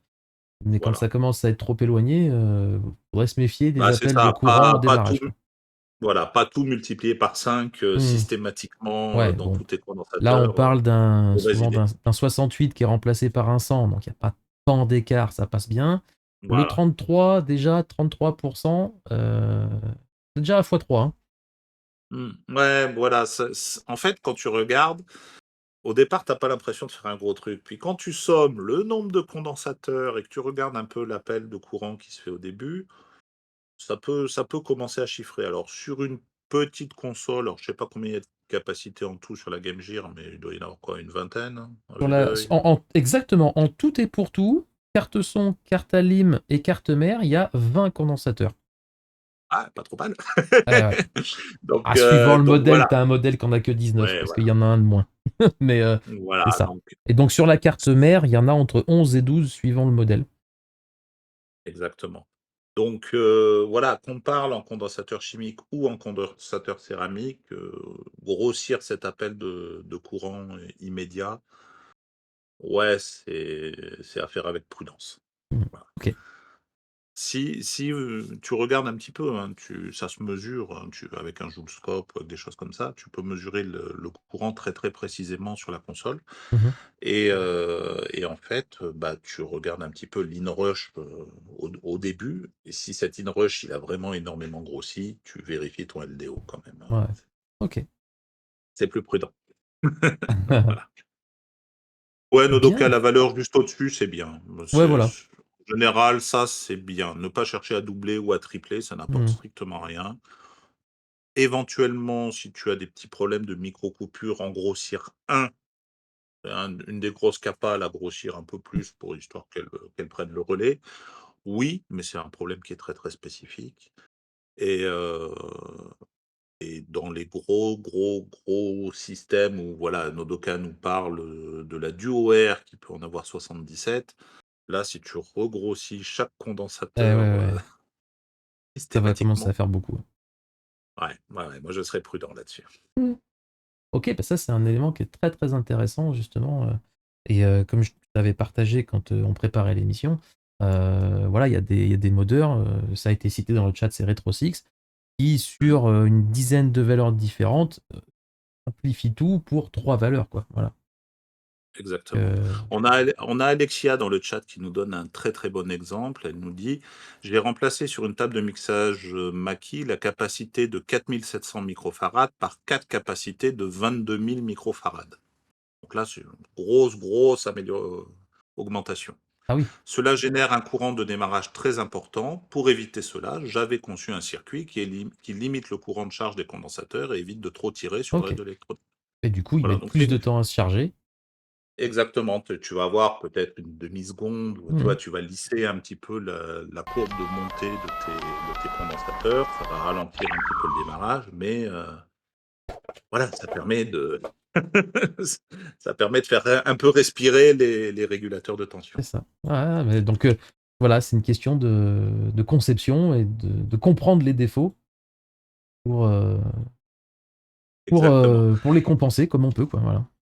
J'insiste, Hirsla dit attention, on a deux approches différentes. Rancune a une approche très mathématique des problèmes. Ne Mhm. sous-estimez pas les tests empiriques. Si la carte d'Alim est capable d'encaisser, c'est pas un problème. Tout à fait. Ouais, C'est-à-dire si vous avez un régulateur derrière où bah, le modeur a 20 ans d'expérience et sait que ça passe, bon, bah, j'ai plus confiance dans le modeur que dans la datasheet d'un composant de 20 ans, quoi. c'est ça. Voilà.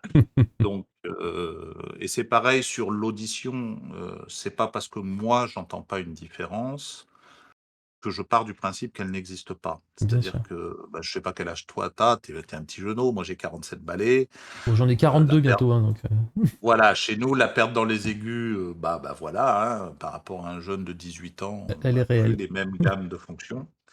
Les fréquences, notamment les aigus et les petits chuintements électroniques, les jeunes les entendent beaucoup mieux que les deux personnes au-delà de 30 ans.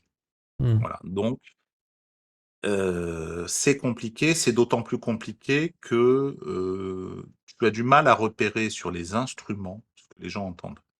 C'est très dur de caractériser un son ou un chuintement sur un analyseur de spectre. Mhm. Et justement, Voilà. quand on parlait des cartes son Kemgir, on a le bon Cabri DIY qui avait fait des tests à l'aveugle sur sa chaîne, où il avait deux Game Gear, une avec des condensateurs céramiques sur une carte son et l'autre avec des condensateurs chimiques comme d'origine. Et il nous a fait écouter à l'aveugle les deux consoles. Et c'est marrant parce qu'à peu près 50% se trompaient en disant ah moi je préfère la deuxième, c'est sûr c'est les condos d'origine. Et ben non, c'était les chimiques, c'était les céramiques de remplacement. Du coup, comme on disait tout à l'heure, c'est une question de perception plus que de théorie là, parce que Et tout les à fait. fréquences qui ont été filtrées par rapport à celles qui étaient filtrées sur l'autre carte leur convenaient mieux à leur oreille et étaient plus agréables pour eux. Voilà. Mais moi, j'avais assisté à ce stream et très honnêtement, j'avais perçu une différence vraiment minime, hein. J'aurais été incapable de dire lequel tirait plus dans les graves ou dans les aigus. On parle quand même de son de Game Gear 8 bits, pas non plus un spectre de fréquences extraordinaire. Exactement. Il y a Admis Suif qui me taquine parce que souvent je leur mets un peu de musique. Il me dit ouais, on sait Rancune, il restaure les aigus avec System of a Down. Mais en effet, les gens n'ont pas les mêmes sensibilités aux fréquences et ça se mesure, hein. On a les courbes de sensibilité. Tu passes chez le Toubib, Bien sûr. il te les fait. Et moi, je sais que ça a beaucoup évolué. Quand j'étais jeune au collège, un tube cathodique dans une salle, je l'entendais. Ah ben Voilà, oui. dans une salle d'ordinateur, un seul tube allumé, je l'entendais. T'entends plus maintenant? Là, j'ai bossé la semaine dernière littéralement à 15 centimètres de tube cathodique. Je l'ai pas entendu une seule Ah fois. là là. Je trouve ça louche. Moi, Je me dis que ça j'entends. devait être un très très bon tube. J'ai encore cette chance, c'est que j'entends, enfin la chance ou pas, j'en sais rien. Du coup, peut-être que le défaut de l'oreille peut devenir un avantage. J'entends encore le sifflement de mon PVM là que j'ai en haut. Je l'entends siffler, le bruit caractéristique d'un cathodique qui se charge. Ah ouais, ça je l'entends encore. Bah, le chargement, je l'entends, mais le fonctionnement, je l'entends plus. 15 Avant, kHz. j'entendais. Ouais, voilà. J'ai 15, une 15 question aussi. 625. J'ai une question, parce que du coup, sur le thème de la chaîne, c'est beaucoup la réparation. On a parlé des condensateurs chimiques qui tombaient en panne, entre guillemets, qui arrêtaient de fonctionner parce que le liquide finissait par fuir et le condensateur a séché. Est-ce que les condensateurs céramiques peuvent aussi tomber en panne? Et si oui, comment?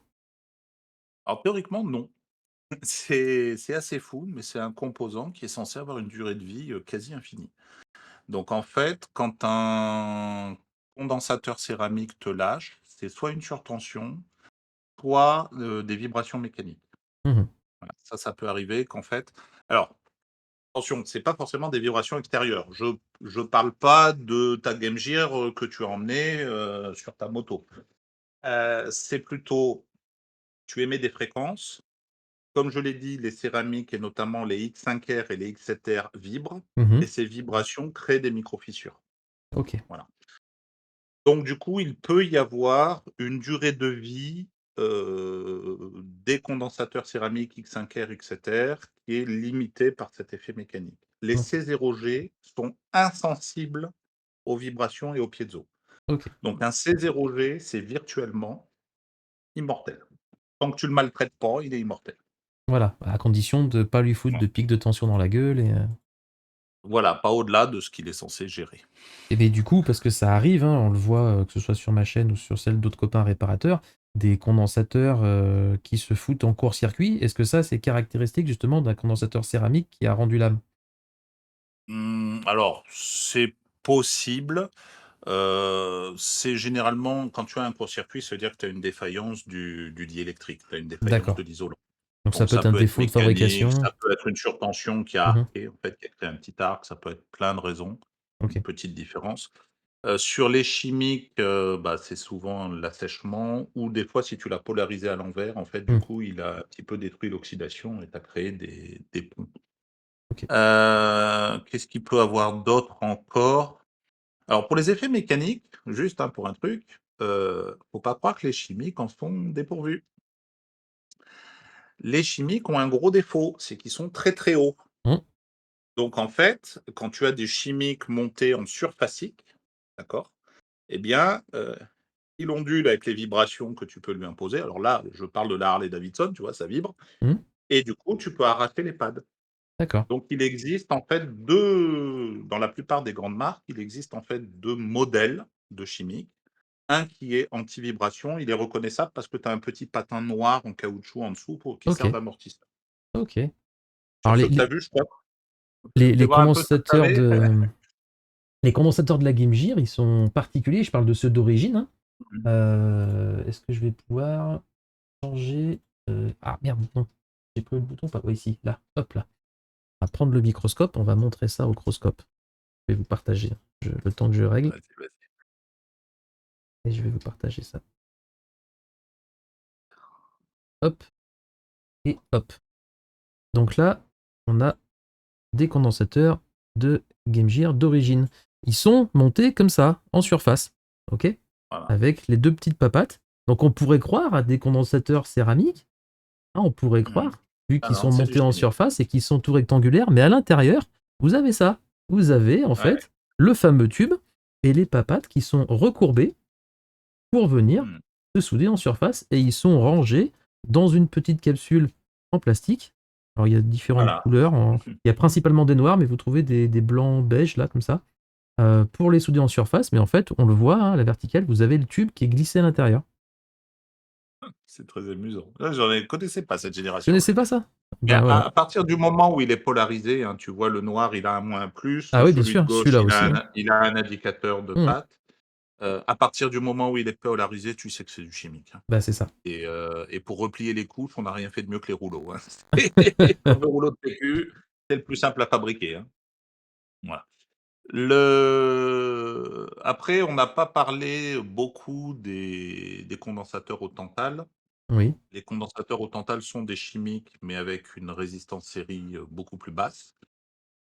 Juste un truc, hein, attention, le condensateur en tantal, il a généralement une fin de vie violente. Mmh. Donc, là aussi, je vois des tendances chez certains de tout remplacer, par exemple, par des tantales. Heu, pour moi, c'est le pire des 3 choix. Sur la durée de vie, c'est le pire des 3 choix parce que quand le Tantal va rendre l'âme, il y a des chances qu'il t'emmène, une pastille avec, Mmh. voilà, ça le Tantal, ça fait boum, hein. C'est il y a pas de fin de vie douce. Voilà. OK, OK. Donc ça, c'était pour la partie, défaillance. Autre chose aussi côté, réparation, le recap, donc le fait de remplacer les Mmh. condensateurs, c'est quelque chose qui est très répandu chez les passionnés et chez les modeurs, réparateurs en herbe. Est-ce que c'est quelque chose qui est toujours justifié? Oui. Alors le recap, en fait, j'ai qu'un seul exemple, d'ancien appareil que je n'ai pas eu besoin de recaper. Je te l'avais montré la dernière Oui. fois. Alors hop, je vous emmène avec moi. Les autres, ils le connaissent chez moi déjà sur ma chaîne. C'est ce joli petit écran que vous voyez là-bas sur le bench, qui est un vieil écran cathodique. Et en fait, on était sur un écran qui était très, très haut de gamme de 1969. Voilà. Donc, exactement, c'est un Tektronix 602 et bah, en fait, à ma grande surprise, dans ce design-là, il y a littéralement 3 condensateurs chimiques. Ce n'est que du céramique. Voilà. Alors à l'époque, en 1969, j'aime autant vous dire que ça devait coûter une blinde, littéralement. Au final, bah, comment dire? La durée de vie de cet écran, elle vient du fait qu'il y a très, très peu de chimiques dedans, que ce sont Mmh. des gros chimiques, enfin métal, Mmh. vraiment, c'est machin gros comme ça.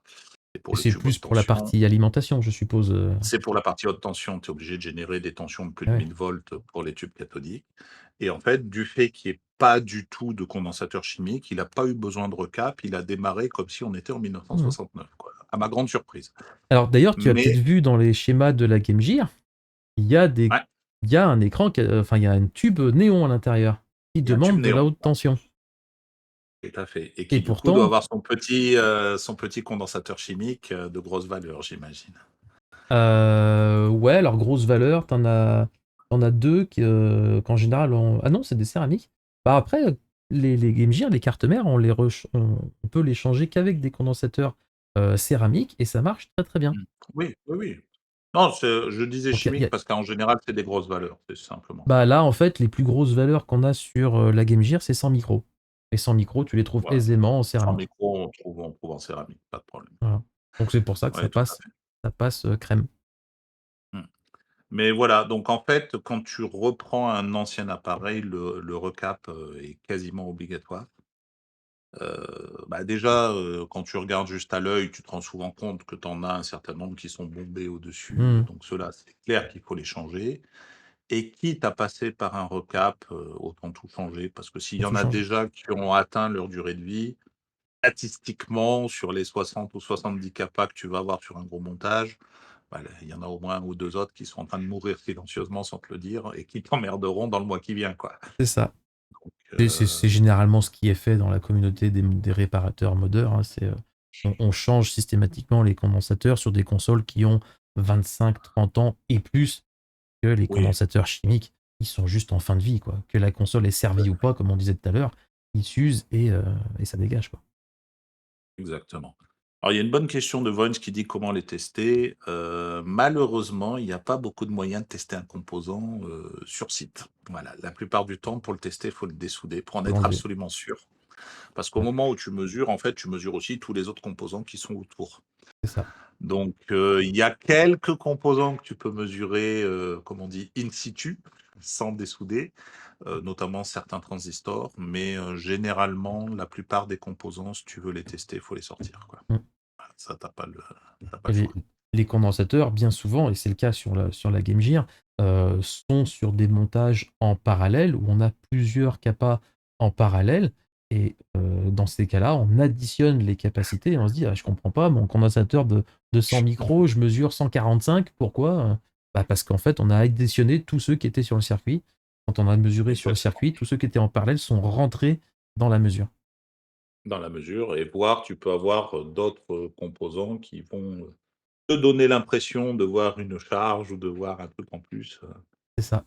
voilà. Donc Euh, c'est compliqué, voire, un petit peu de l'astrologie des fois.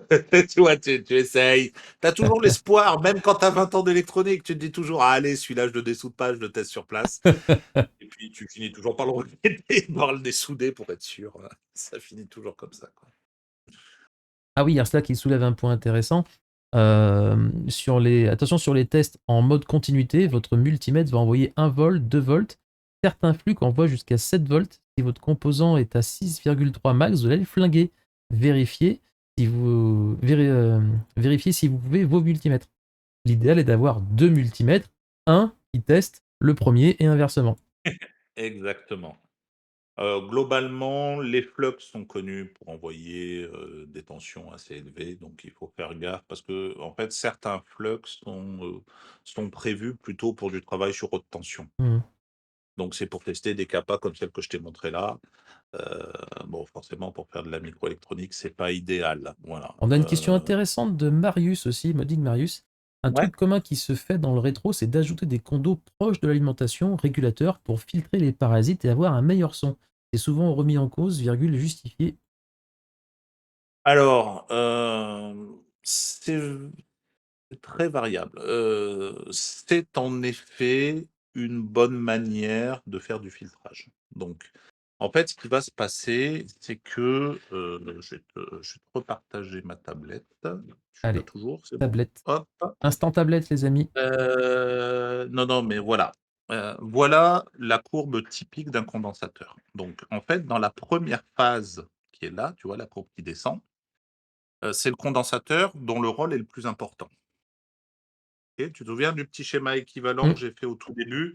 Ouais, ouais. Je vous ai dit qu'un condensateur, c'était finalement un condensateur plus une résistance en série, plus Plus une une bobine en bobine. série. À partir d'ici, tu vois le point le plus bas, la hauteur du point est fixée par la résistance en série. Ok. D'accord? Et la courbe remontante ici, eh bien, c'est qu'en fait, la bobine devient majoritaire. Elle a un rôle plus important que la capacité. Donc, quand tu montes en fréquence, comme je le disais, à la fin, ton condensateur se comporte comme une bobine. Hmm. Résultat, ça, c'est un super filtre passe-bande Ah bah parce que oui. ça veut dire qu'il laisse passer très très peu de résistance ici, sur ce point-là. Voilà. Donc, quand tu rajoutes un condensateur comme ça en parallèle, en fait, tu joues sur cet effet-là pour essayer de faire une sorte de piège pour les fréquences qui sont autour de mon point bas là Hmm. et pour en fait enlever ces fréquences-là. Donc, en effet, tu as des montages comme ça où tu peux mettre un condensateur, bien choisi, qui te permet, de filtrer un petit peu tout ce qui pourrait venir du secteur. Ouais, ok. Tu as aussi la possibilité de mettre une self en série, Mhm. d'accord? Mais en général, la self, c'est plus casse-pied parce que justement, il faut la mettre en série. Donc ça veut dire qu'il faut ouvrir le circuit Et ouais, pour c'est ça. insérer la self, dedans. Donc, le moyen du pauvre pour faire du filtrage, simple et pour essayer d'enlever, par exemple, si tu imagines, hein, ta voisine se sert toujours du même mixeur qui, émet des parasites toujours à la même fréquence, bah, c'est une bonne manière de le faire. En fait, si tu regardes un petit peu les designs de puces, on a souvent du 10 nano, 100 nano, on a plusieurs valeurs en Mhm. parallèle pour le découplage. Parce qu'en fait, cette courbe en V là, elle se décale. Tu vas avoir 3 valeurs, 3 courbes en V qui ne Ouais, coupent ouais, pas les mêmes fréquences et donc en fait, tu mets 3 filtres pour enlever une large bande de fréquences. c'est ça. Voilà. Dire cela fait du pauvre, non mais oh. Ah, du pauvre par rapport à un bon circuit, LCR et Bien cetera, étudié, quoi. bien étudié, mais c'est, c'est cher. Voilà. Un bon filtre d'alimentation, là, tu peux demander si tu as des collègues qui font du radio amateur. Ils ont souvent, des filtres pour éviter de se faire contaminer, par l'alimentation, en fait, Mmh. les émissions qu'ils font et ouais, tu as des trucs qui peuvent valoir plusieurs centaines d'euros, hein, en filtrage. C'est OK. rude. OK et Aïe. ben, on va arriver sur la fin en tout cas, de ce que j'avais prévu comme question. Hésitez pas dans le chat, hein, à poser vos Merci beaucoup. questions, avant qu'on clôture.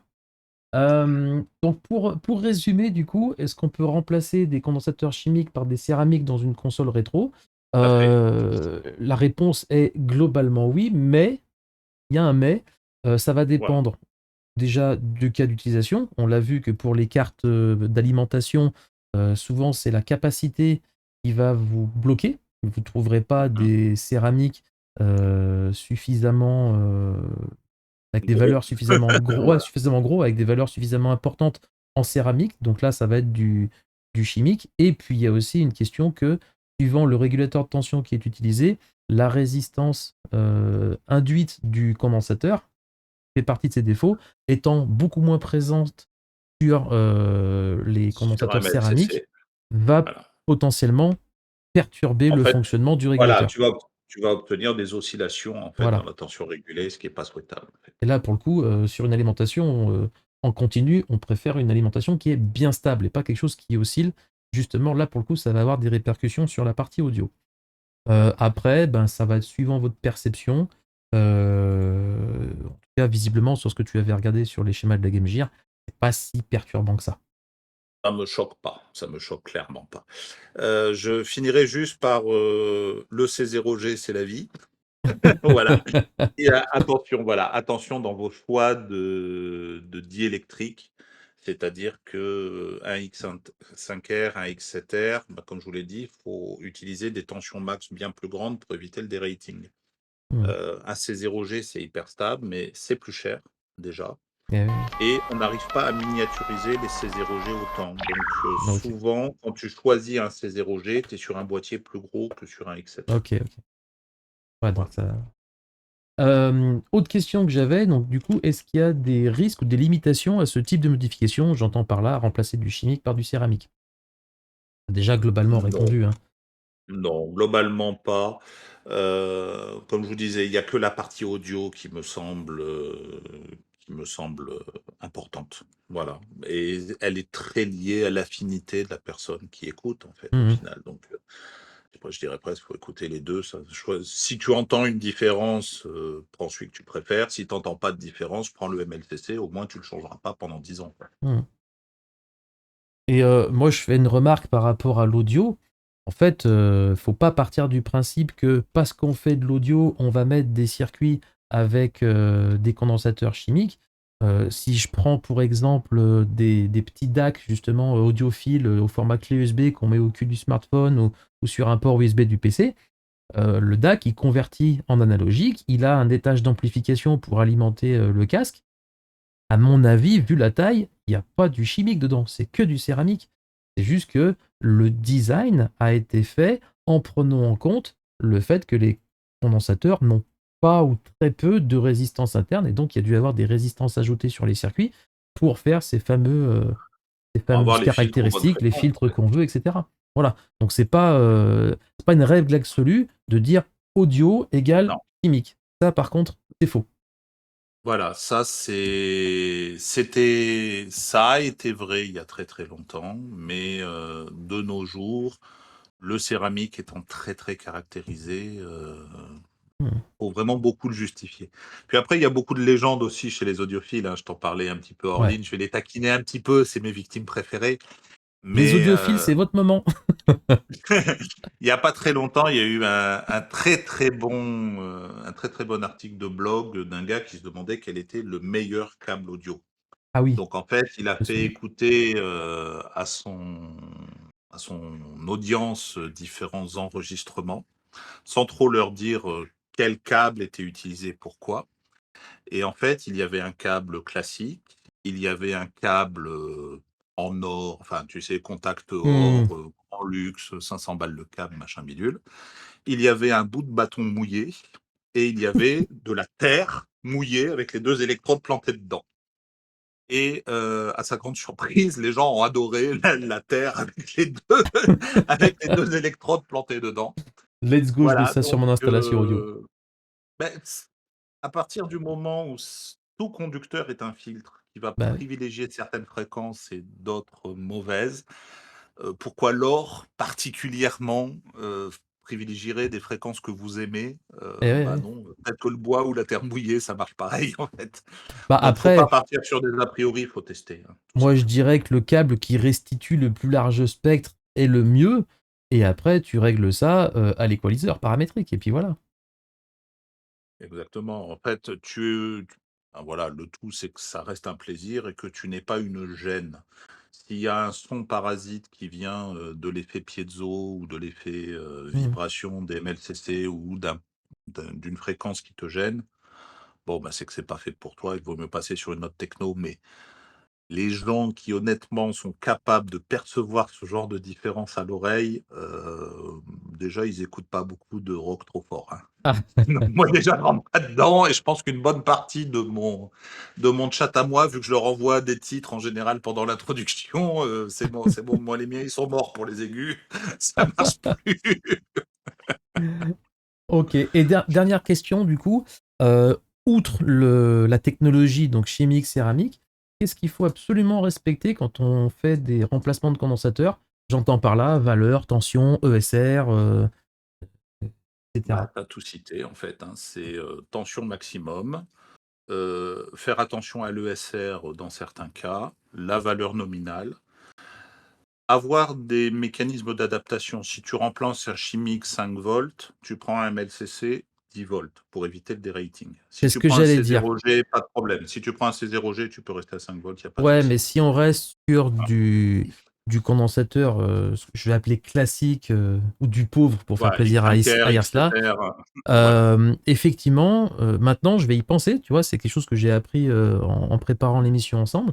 Euh, Si je remplace des chimiques par des céramiques, je vais avoir tendance à augmenter la tension max, même si Voilà. l'utilisation est à 4 volts. Il y en a qui sont 4 volts hein, d'origine sur les cartes mères. Je prendrais Mmh. plutôt du 6,3 ou du 10 volts en Du 10 céramique. volts, c'est bien. Fait Voilà, x2, x3, tu es voilà. sûr d'être bon.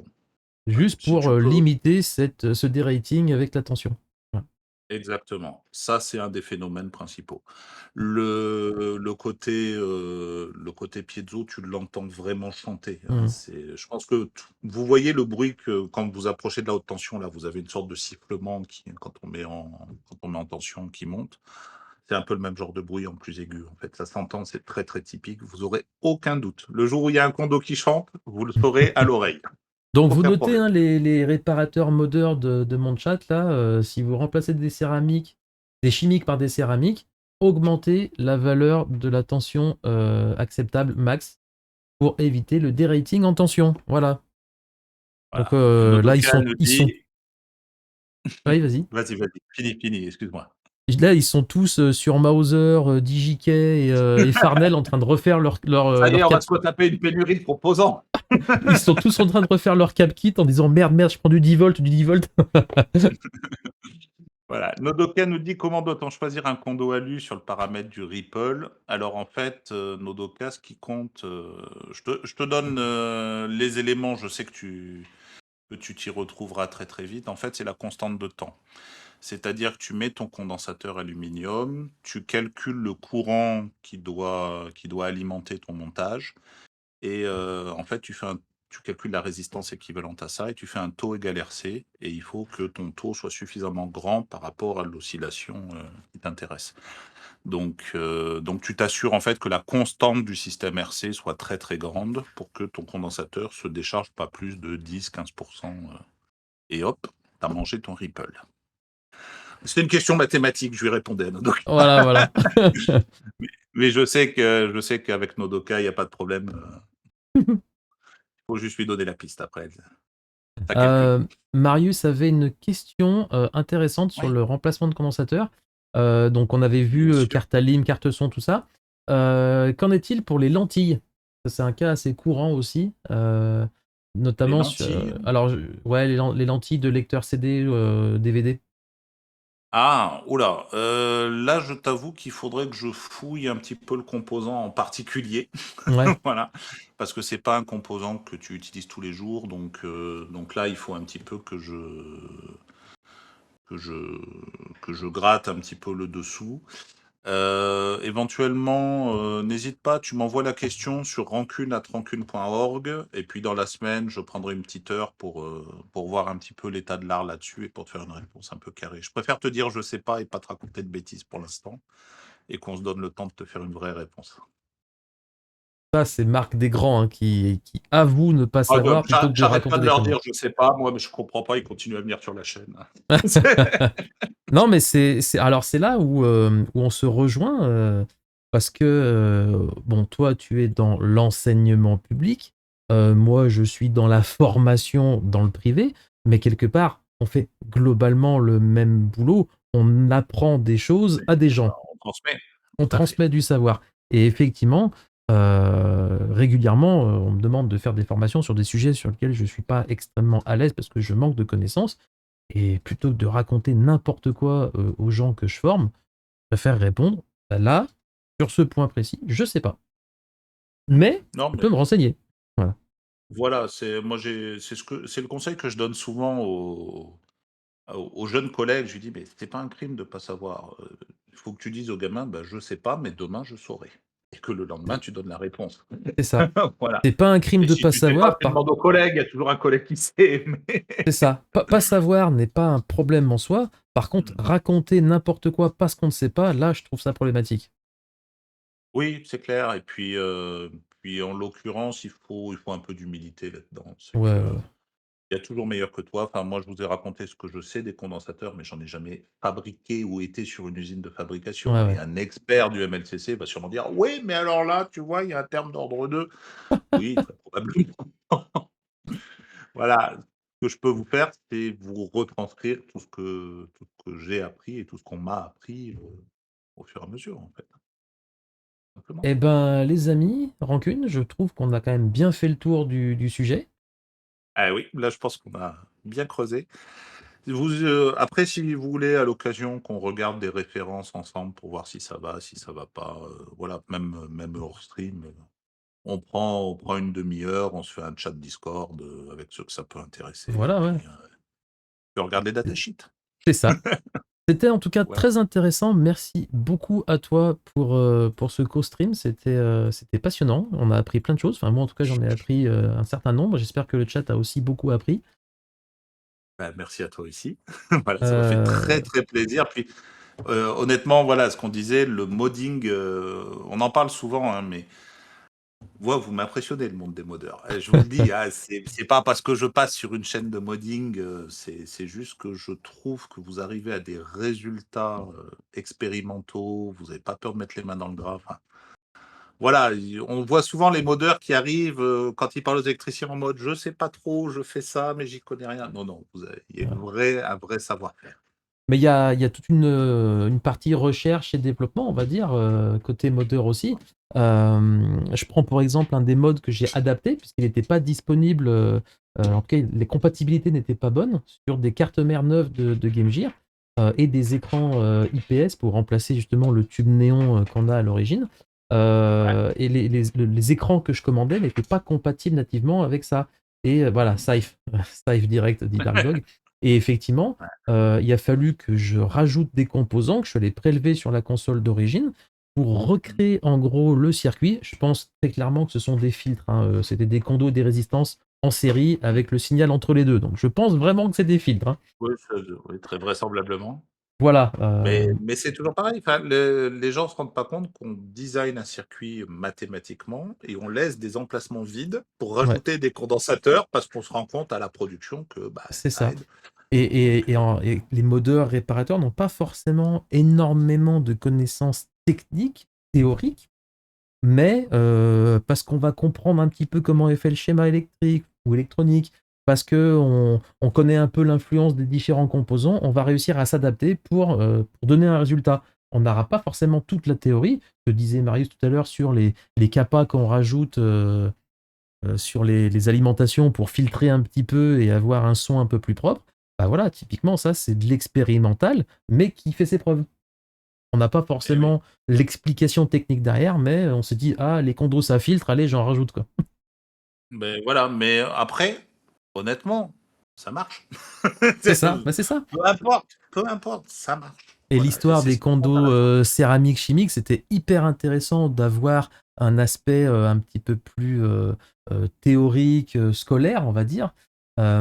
Mais force est de constater que bah, ceux qui font avec des condos céramiques, ça marche très bien et les clients s'en plaignent pas particulièrement. Au final, beaucoup ne savent même pas ce qu'on a mis à l'intérieur.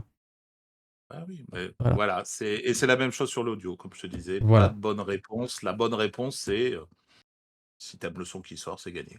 Voilà, tout Voilà. simplement. En tout cas, bah, pour ceux de mon chat, n'hésitez pas à aller suivre Rancune hein, sur sa chaîne qui vous fait bah, beaucoup d'explications comme ça avec l'aspect mathématique, l'aspect électrique, très Et c'est la expliqué.